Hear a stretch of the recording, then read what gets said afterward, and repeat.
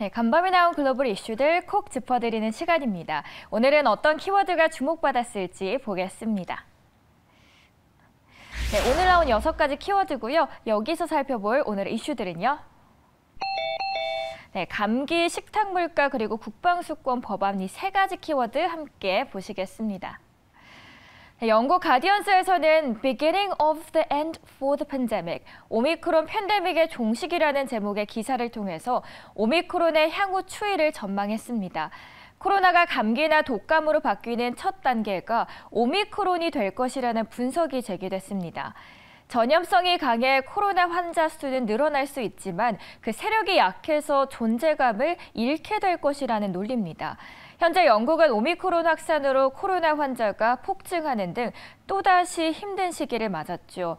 하지만 알파 변이가 확산했던 지난해와 비교해본다면 올해 크리스마스의 감염자 수는 대폭 늘어나긴 했지만 이번 환자와 사망자 수가 현저히 줄었습니다. 그리고 젊은 성인층에서 감염자가 많이 나왔다는 것도 다른 변이와 다른 점으로 꼽았습니다. 가디언스는 여기에 주목했습니다. 그동안 노년층이 젊은 층보다 더 많은 백신을 접종해 오미크론의 저항력을 확보한 것으로 볼 수 있다고 가디언스는 해석하고 있습니다. 사실 코로나19가 결국 감기 수준으로 약해질 것이라는 기대 섞인 전망이 나오는 배경도 다른 변이에 비해 노령층 감염 비율이 낮아서입니다.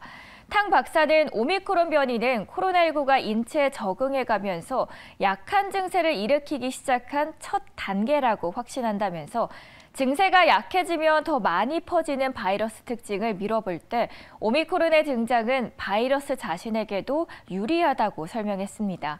심지어 일부 학자들은 코로나19가 독감보다도 감기에 가깝다고 분석했습니다. 힙버드 교수는 코로나19는 독감보다 일반 감기와 비슷하게 활동하고 있다면서 인류의 면역력이 약해져 주기적으로 감기에 걸리는 것처럼 이 면역 문제로 매년 코로나 예방접종을 해야 할 수도 있다고 전했습니다. 앞으로 코로나의 첫 종식이 될지 또 귀추가 주목됐습니다. 다음 기사는 고공행진하는 물가에 대한 기사입니다. 40년 만에 최악의 인플레이션이 덮친 미국이죠. 그런데 월스트리트 저널의 기사에서는 These food items are getting more costly. 내년에 식탁 물가가 더 오른다는 보도가 함께 나왔습니다. 다수의 식료품 제조사들이 2022년 초죠. 소비자 가격 인상을 계획하고 있다는 내용인데요. 그 대상도 커피, 과자, 그리고 마요네즈, 냉동식품 등으로 다양하다고 전했습니다. 내년 식료품 물가 상승이 모든 분야에 걸쳐서 최소 2%에서 최대는 20%에 달할 것으로 추정됐습니다.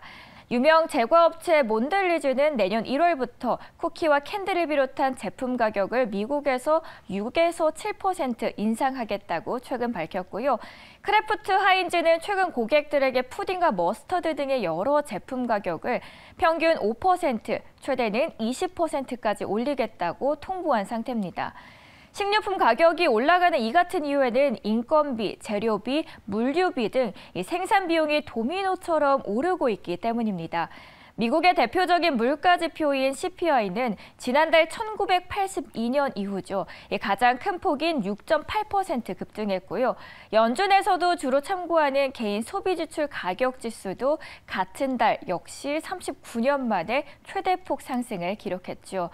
일각에서는 식료품 제조업체들이 비용 상승분을 고스란히 소비자들에게 전가하고 있다고 비판하지만 또 해당 업체들은 이런 주장을 반박하고 있는 상황입니다.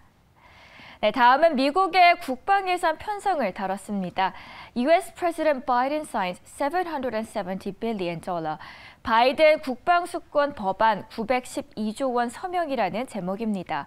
조 바이든 미국 대통령이 미국의 2022년 국방 예산을 담은 법안에 서명을 했습니다. 역대 최대 규모인 약 912조 원을 편성했는데요.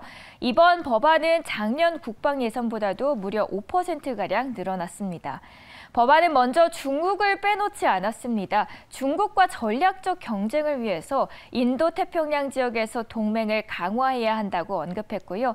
그러면서 주한미군에 대한 규모도 다뤘습니다. 한국에 배치된 주한미군을 현재 수준으로 유지하도록 했습니다. CNN에서는 이러한 조치는 평화롭고 또 안정된 한반도라는 공동 목표를 지지하는 것이라고 분석했죠. 한편 이번 법안에는 도널드 트럼프 행정부 시절 주한미군 감축 제한 조항은 담기지 않아 있습니다. 미국 의회는 이 규정의 삭제를 추진하면서도 동시에 또 동맹을 중시하는 바이든 행정부는 주한미군 감축 의향이 없기 때문에 이 조항이 더는 필요하지 않다는 식으로 한국 측에 설명을 했습니다. 이렇게 미국의 내년도 국방 예산이 편성됐습니다. 네, 오늘도 이렇게 잠든 사이에 나온 따끈한 외신이었고요. 시장에 미치는 핫한 키워드 만나보셨습니다.